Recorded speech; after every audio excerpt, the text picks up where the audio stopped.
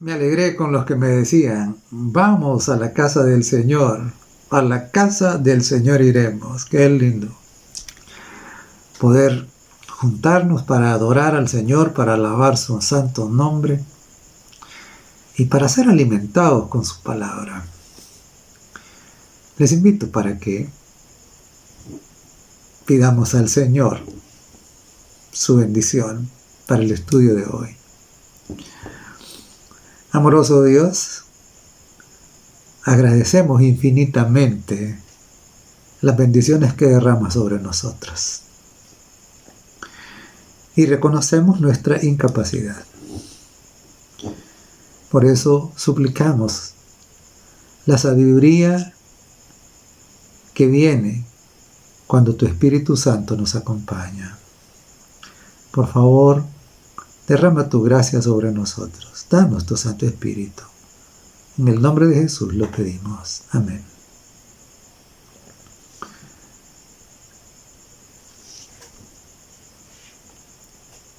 En el Evangelio de Mateo, en el capítulo 13,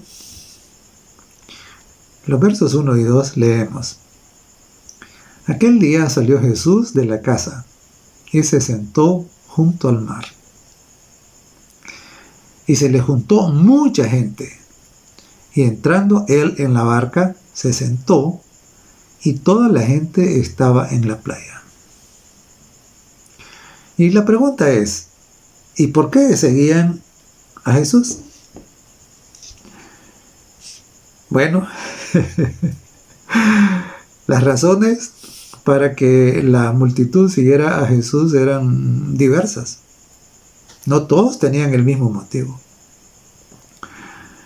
Por supuesto, una gran cantidad de los que seguían a Jesús estaban buscando ser sanados de sus enfermedades físicas. Y ellos habían oído o habían visto de que Jesús devolvía la vista a los ciegos, hacía andar a los paralíticos, ¿no? Que limpiaba a los leprosos, que resolvía las enfermedades incurables. Entonces, claro, eso era un grupo buscaba a Jesús para ser sanado de sus enfermedades. Pero también había otros que anhelaban encontrar paz en su corazón. Estaban agobiados por el complejo de culpa, por el pecado, ¿no? Por la esclavitud de alguna adicción y cosas parecidas. Y entonces estos anhelaban el perdón. Y por eso venían a él, a ser librados. Y estaban aquellos que iban a ver a Jesús por simple curiosidad. Además, habían un grupo que siempre estaba espiando a Jesús para ver qué cosas él decía o hacía para encontrar un motivo de acusación. Y también estaba el grupo que esperaba que Jesús fuese un Mesías como cualquier otro conquistador de los que habían ocurrido antes en la historia en ese territorio, a lo mejor como Alejandro Magno o como Ciro.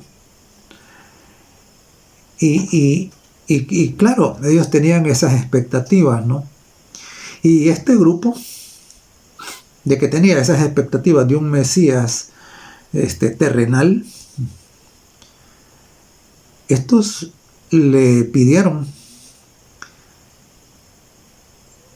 que mostrara señales.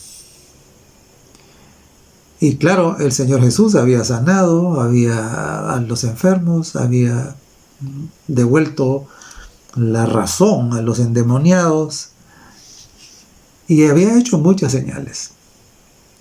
Sin embargo, ellos todavía pedían señales. Ahora, ¿pero por qué pedían señales? Dice en Mateo 12:38, entonces respondieron algunos de los escribas y de los fariseos diciendo, Maestro, deseamos ver de ti señal. Entonces, pero ¿es que acaso las señales que estaba dando no mostraban que él era el Mesías? Lo que ocurría es que ellos tenían expectativas equivocadas. Y las señales que ellos querían ver eran demostraciones de poder de tipo militar, lo que se considera necesario para construir un reino, un imperio, ¿no? Su expectativa era que cuando el Mesías viniera, entonces todos los pueblos alrededor de Israel iban a ser conquistados y que iba a dominar a todos, y que ellos iban a ser los que iban a dirigir, ¿no?, todo el imperio, y que todos los demás pueblos iban a pagarles tributos, y que ellos iban a ejercer el señorío. Esas eran sus expectativas. Y claro, ellos esperaban entonces un Mesías que edificara su reino, su imperio, usando la fuerza del poderío militar y de las conspiraciones políticas. Y entonces ese era el tipo de señales que ellos querían ver. Por eso es que las otras no les satisfacían. Y siempre ocurre. Igual ocurre hoy. En la actualidad, algunos siguen teniendo la idea de construir el reino de Dios aquí en la tierra, mediante acuerdos políticos, por la fuerza de los gobiernos. Olvidan las palabras de nuestro Señor Jesucristo. En Juan 18:36 leemos: respondió Jesús: mi reino no es de este mundo. Si mi reino fuera de este mundo, mis servidores pelearían para que yo no fuera entregado a los judíos. Pero mi reino no es de aquí. Entonces, Jesús fue transparente. Él no anduvo diciendo lo que no es. Él dijo claro: mi reino es espiritual. Mi reino no es de aquí. Mi reino no es como el que ustedes piensan. Entonces, todo ese esfuerzo de querer construir el reino de Dios aquí, mediante convenios, mediante políticas internacionales, y por muy buenos deseos que tengan, simple y sencillamente están condenados a fracasar. Porque eso no es el reino de Dios, era el reino de los hombres. Jesús fue claro y él dijo: mi reino no es de este mundo. Y dijo al final del verso: mi reino no es de aquí. Y entonces, para aclarar las cosas respecto a su reino, el Señor Jesucristo contó varias parábolas que dejaron claro que su reino no funciona con ejércitos o con fuerza política. Y dentro de esas parábolas, en las que él buscó aclarar los diferentes aspectos relativos a su reino, está la parábola del sembrador. La encontramos en el Evangelio de San Mateo en el capítulo 13, ¿no? Y dice el verso 3: y les habló muchas cosas por parábolas, diciendo: he aquí el sembrador salió a sembrar. El sembrador salió a sembrar. Con esta parábola, el Señor Jesucristo explicó que el reino de Dios, el reino de los cielos, se establece implantando un nuevo principio en el corazón de los hombres. Los fariseos comprendieron la enseñanza. Los fariseos entendieron de que el reino que Jesús predicaba no era el reino que ellos querían. Jesús dijo que su reino se establece cuando el Espíritu Santo viene al corazón y transforma a la persona. Es así como el reino de los cielos se va creciendo. Nada que ver con intrigas políticas, nada que ver con negociaciones, nada que ver con acuerdos internacionales, nada que ver con eso. Y los fariseos entendieron, pero se hicieron los desentendidos porque eso no estaba de acuerdo con sus expectativas. Expectativas que eran equivocadas y ambiciosas de gloria terrenal. Igual pasa hoy. La gente escucha a los predicadores con agrado cuando los predicadores le arrullan el oído con cosas agradables. Cuando le predican que van a ir al cielo y que no importa cómo vivan su vida, cuando les predican de que la prosperidad les va a llegar y nunca más van a tener ningún problema, cuando les predican cosas emocionantes que les hacen sentir bien, les agrada. Sin embargo, cuando el predicador dice algo que choca con sus opiniones, con sus gustos y sus intereses, con sus tradiciones, entonces, o con sus malas costumbres, entonces lo rechazan. O se hacen los indiferentes. Y por eso el Señor Jesús concluyó la parábola del sembrador diciendo: el que tiene oídos para oír, oiga. Sí. Porque de toda esa gran multitud que seguía a Jesús y con sus diferentes motivos y todo, eso es igual ahora. Es lo mismo.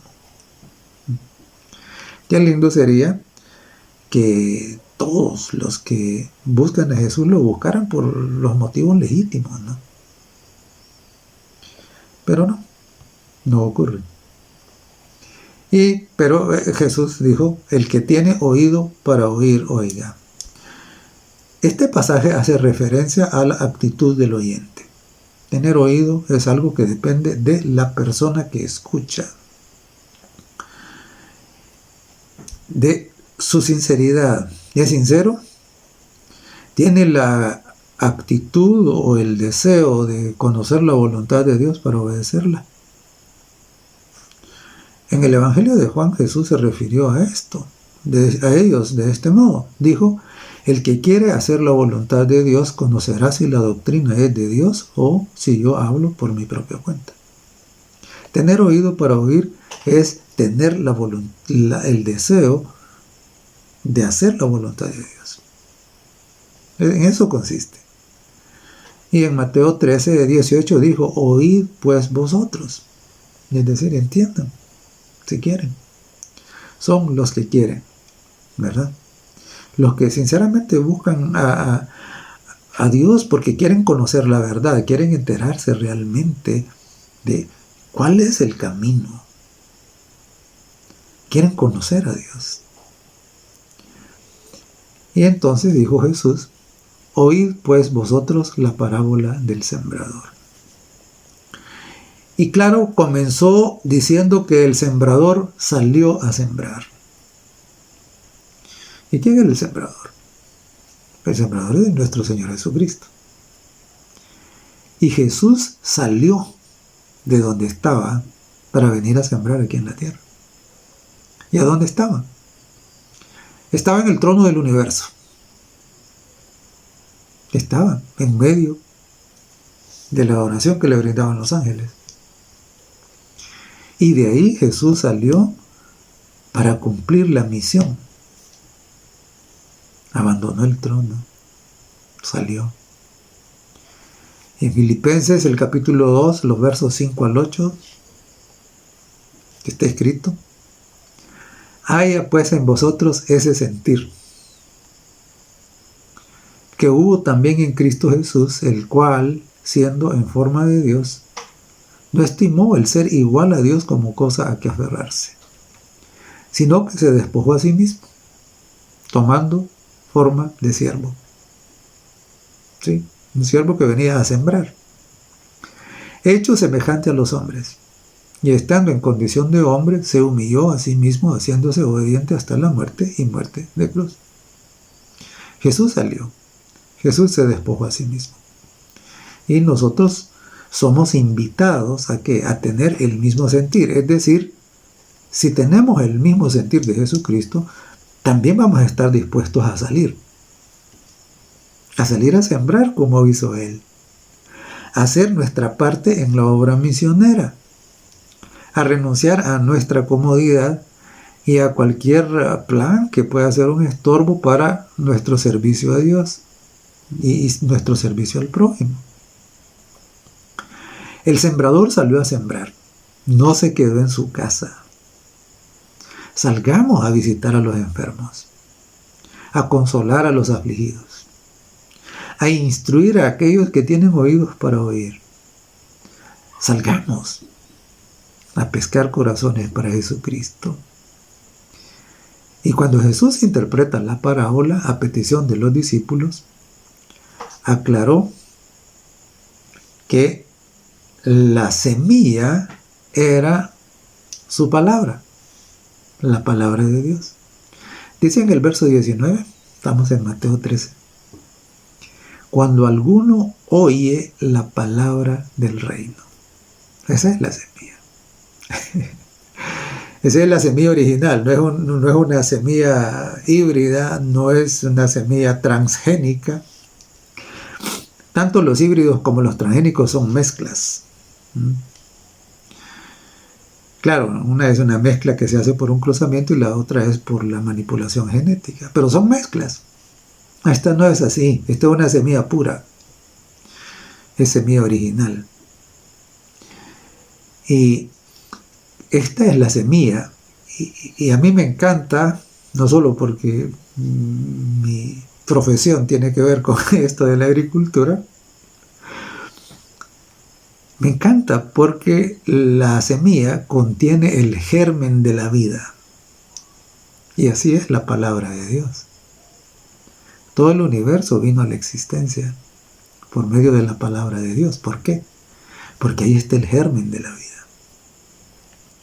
Ahí está el poder para otorgar la santidad de carácter y producir fruto. Porque claro, nosotros miramos la semillita, ¿no? Tan pequeña.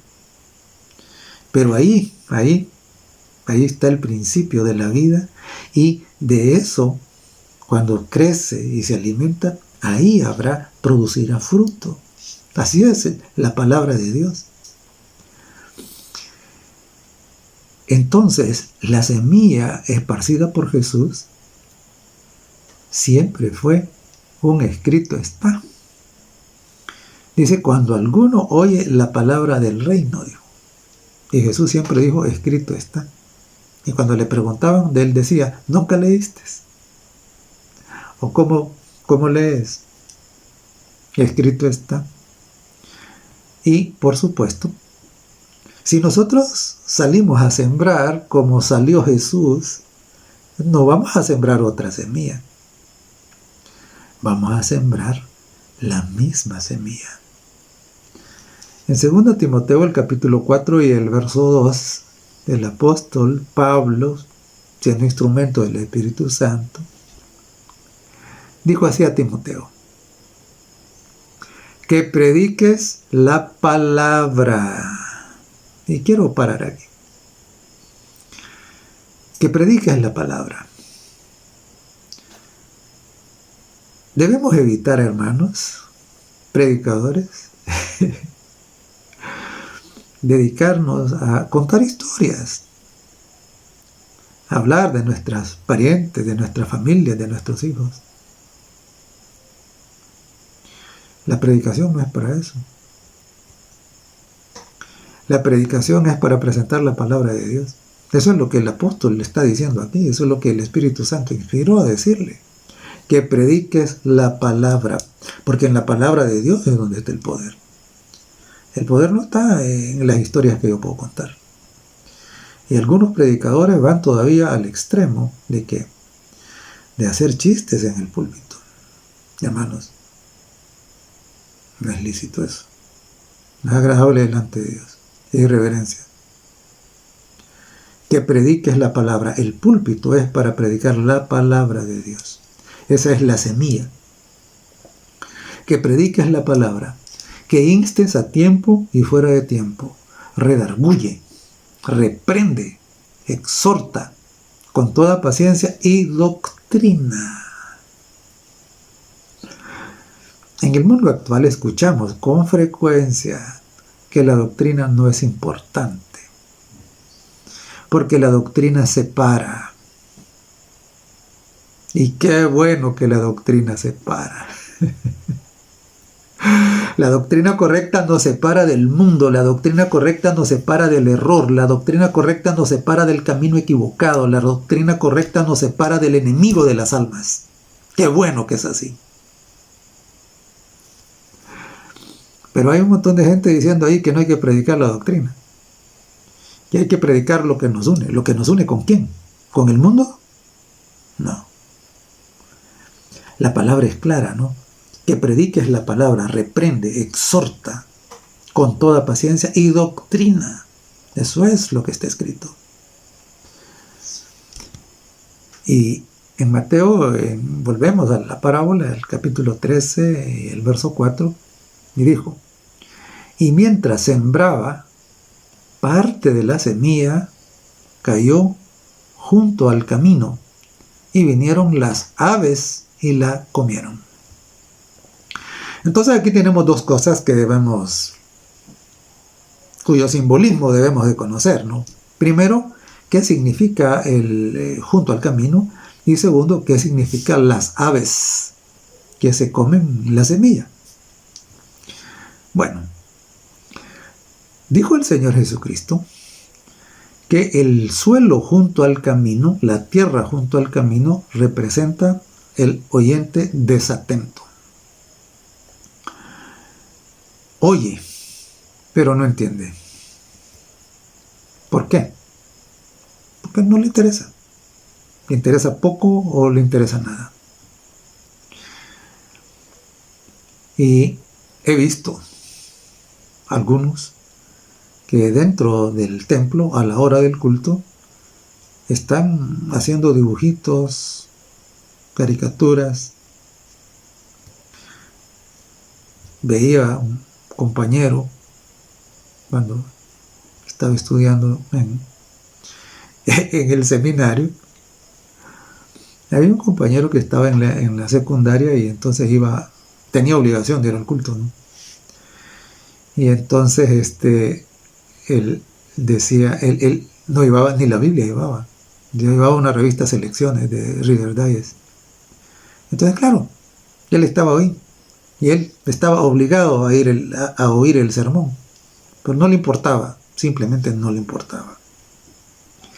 Entonces esta es la tierra junto al camino, ¿no? Oyente desatento, escucha, pero como dicen algunos, le resbala. Pero además de eso, dijo Jesús cuando interpreta en el verso 19, dice que cuando alguno oye la palabra del reino y no la entiende, claro, no la entiende porque no le importa, no le interesa entenderla. Entonces dice que viene el malo y arrebata lo que fue sembrado en su corazón. Este es el que fue sembrado junto al camino. Dice, estoy en el verso 19. La pregunta es, ¿y cómo viene el malo? ¿Es que viene en persona y le quita lo que ha oído? No. Anteriormente Jesús dijo que las aves venían. Y entonces, es decir, que las aves son instrumentos del malo para venir y comerse la semilla. Es decir, que esa semilla desaparezca, que esa semilla no tenga ningún beneficio para el oyente. ¿Y quiénes son? ¿Quiénes son las aves que le sirven de instrumento al malo para quitar la semilla de la palabra? Las aves que coman la semilla son las personas que consciente o inconscientemente se ponen al servicio del malo. Y digo consciente o inconscientemente. Qué doloroso es cuando, estando en el púlpito, miramos cómo hay algunas personas que insisten en mantener una conversación con el que tienen a la par y no paran de hablar. Esas son las aves. Los que se encargan de distraer a otros para que no escuchen la palabra que necesitan oír. Las aves también son aquellos que salen contradiciendo el sermón.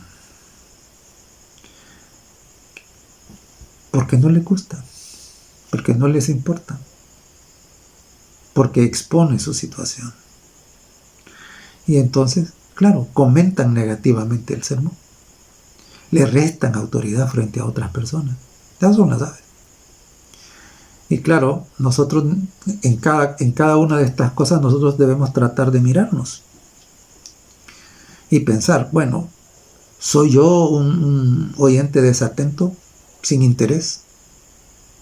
Bueno, si lo soy, que Dios me perdone, ya no quiero serlo. ¿O soy yo una de las aves que sirven de qué?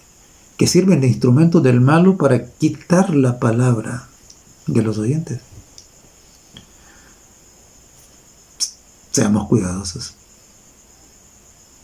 Seamos cuidadosos.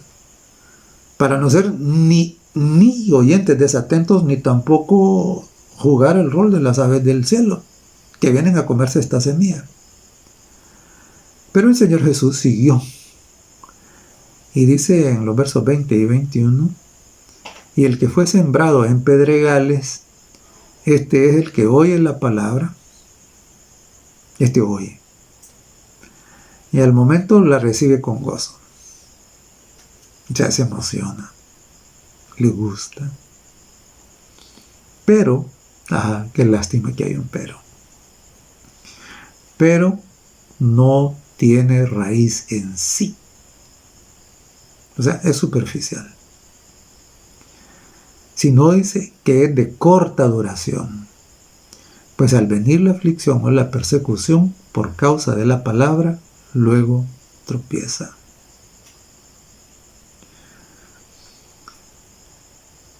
Como decimos nosotros acá en El Salvador, este tipo de personas son llamaradas de tusa. La tusa es las brácteas que cubren la mazorca de maíz. Y cuando está seca, lo utilizamos para hacer el fuego con leña. Porque enciende muy rápido, pero no dura nada, es efímero. Solo sirve para encender la otra leña. Entonces estos son esta gente. Les emociona, ¿verdad? Sin embargo, dice, son superficiales, es decir, no tienen raíz, son superficiales. Escucharon la palabra, les emocionó, pero ahí se quedaron. No profundizaron, no crecieron,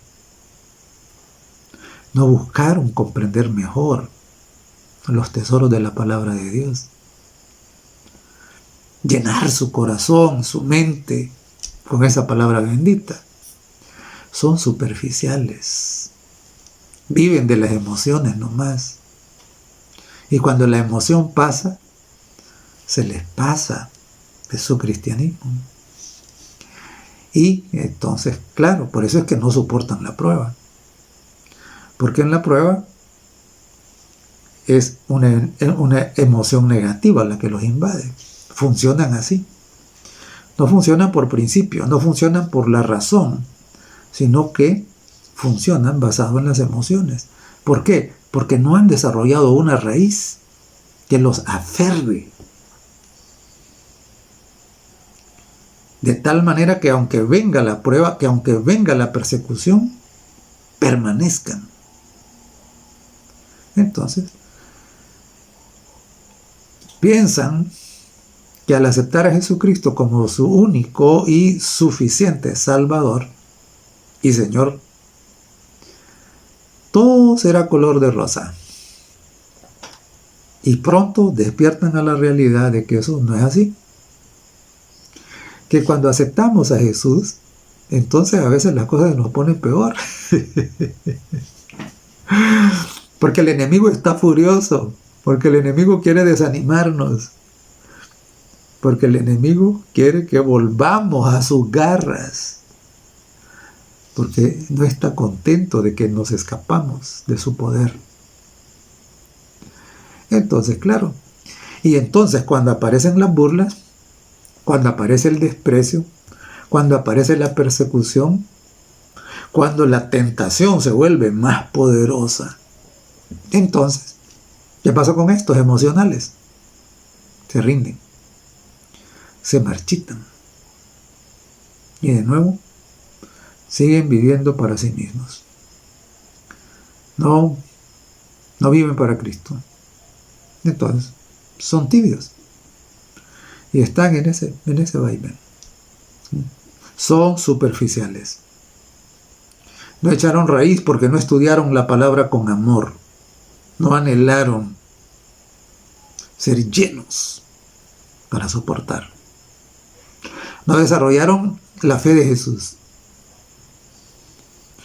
Son superficiales.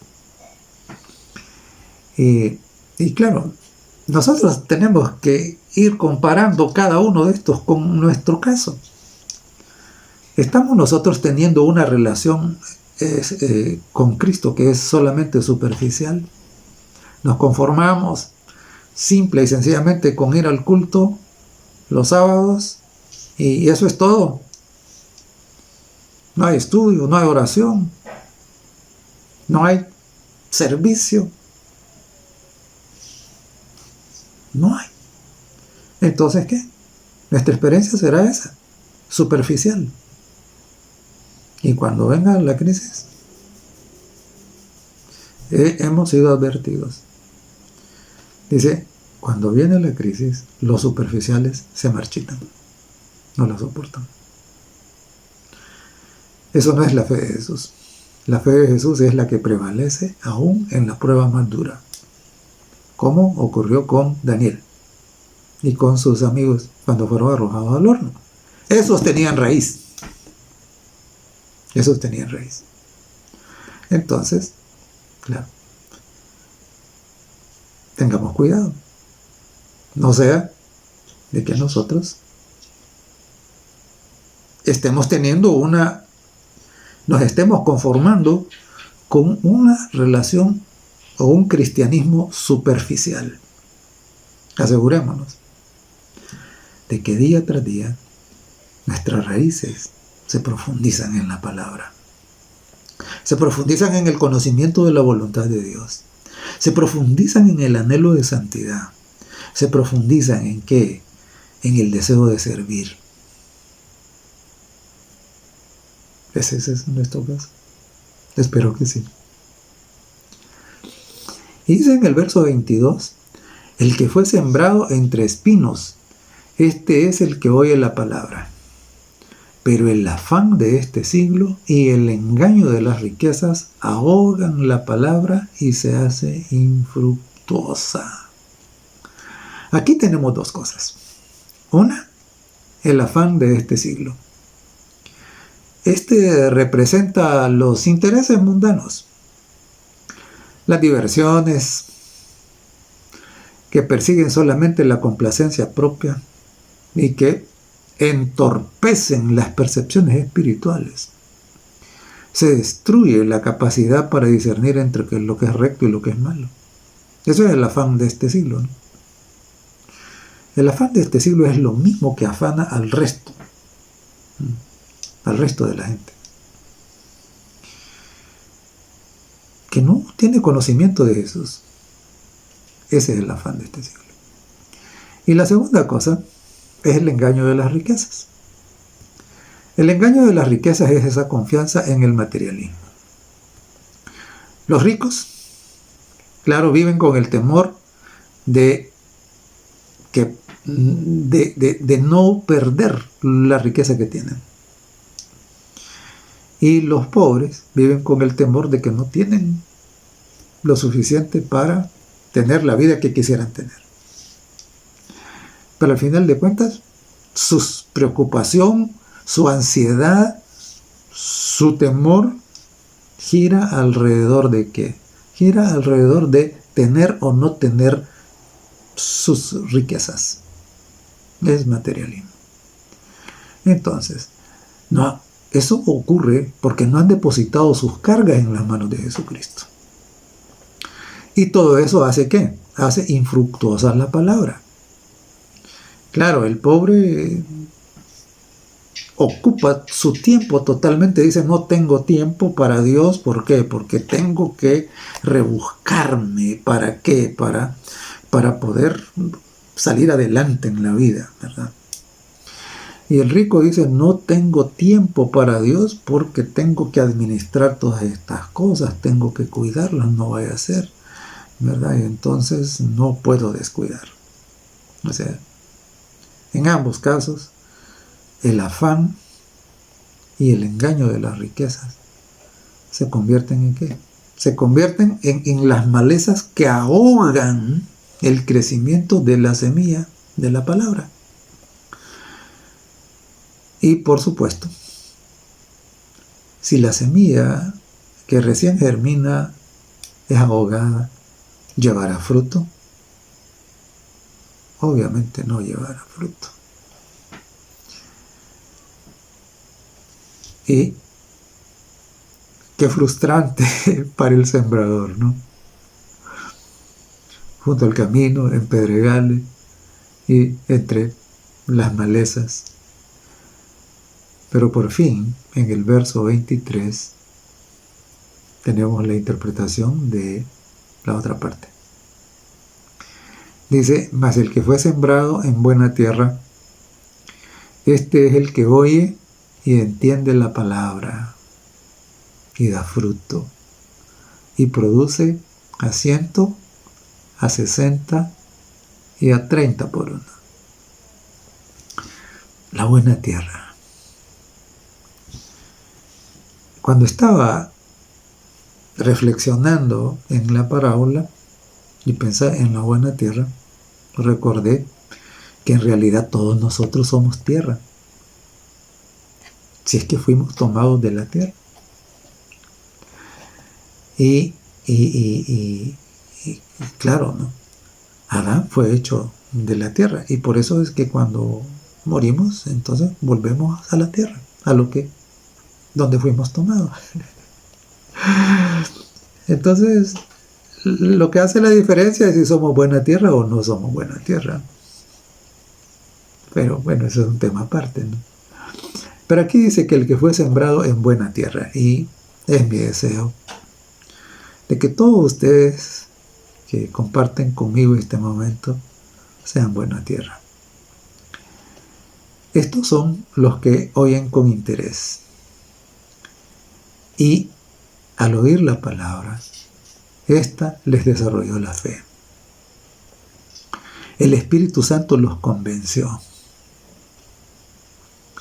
Confesaron sus pecados y se arrepintieron. Una semilla para poder germinar necesita humedad, necesita oxígeno, necesita calor. Cuando tiene esto, entonces el germen que contiene la vida de la nueva planta se activa y brota. La humedad es el Espíritu Santo. El oxígeno es la oración.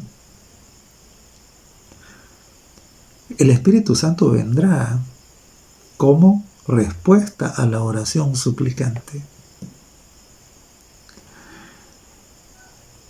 Confesaron entonces, los que son buena tierra confesaron sus pecados, suplicaron, recibieron el Espíritu Santo. Estos tienen hambre y sed de conocer la verdad y obedecerla, no son superficiales.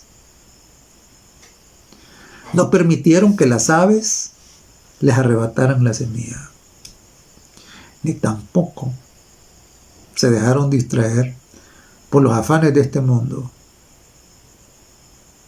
por las cosas mundanas, ni por el materialismo, por el dinero. por las posesiones. Tienen hambre y sed de conocer la verdad y de obedecerla. Sienten su necesidad de la misericordia y del amor de Dios. Y hermanos y amigos, el entendimiento de la palabra no depende de la inteligencia. No. Mire, es increíble. Hay una cantidad de gente que es sumamente inteligente, pero no entiende la Biblia. Porque el entendimiento no depende de la inteligencia humana. Depende de la voluntad para obedecerla. Eso. De Jesús fue bien claro. Y él dijo, en San Juan 7:17, el que quiere obedecer, dijo, conocerá de la doctrina, es decir, va a entender la doctrina. El que quiere obedecer. De eso depende el entendimiento. Entonces los que tienen buena tierra tienen esa voluntad, ¿no? Tienen la voluntad de hacer de hacer lo que Dios dice en su palabra. Y Dios los bendice, dándoles ¿qué? Dándoles más entendimiento. Y su raíz crece y se profundiza. La buena tierra son los que obedecen a Dios porque lo aman y no se desalientan por la prueba o dificultad. Han aprendido a confiar en Dios y esto los hace fructíferos al 30, al 60 y al 100 por uno. ¿Qué porcentaje de fruto quiere llevar usted?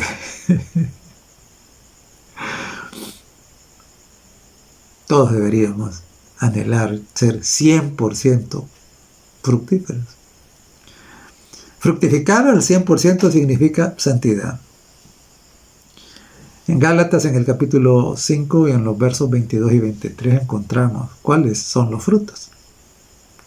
Los frutos que da la buena tierra cuando ha sido regada por la lluvia del Espíritu Santo. Dice, mas el fruto del Espíritu es amor. Amor. Gozo. Paz. Paciencia. Benignidad. Bondad. Fe. Mansedumbre. Dominio propio. Cosas que la ley no condena. Claro, la buena tierra, los que son buena tierra, producirán estos frutos. Al 30, al 60 y al 100%. Claro, algunos producen al 30, ¿por qué? Porque están recién comenzando, ¿no? Su cosecha. Es igual que los árboles. Los árboles no alcanzan su máxima producción los primeros años. No. Alcanzan su máxima producción cuando ya son árboles maduros. Esos son. Entonces, claro, al principio nuestros frutos serán del 30. Pero nuestra perseverancia, nuestra persistencia en profundizar nuestras raíces y ser alimentados por la lluvia del Espíritu Santo hará que nuestros frutos vayan creciendo. Y luego el 60. Y luego el 100%. Frutos de santidad. Cuán necesitado está el mundo de que llevemos estos frutos.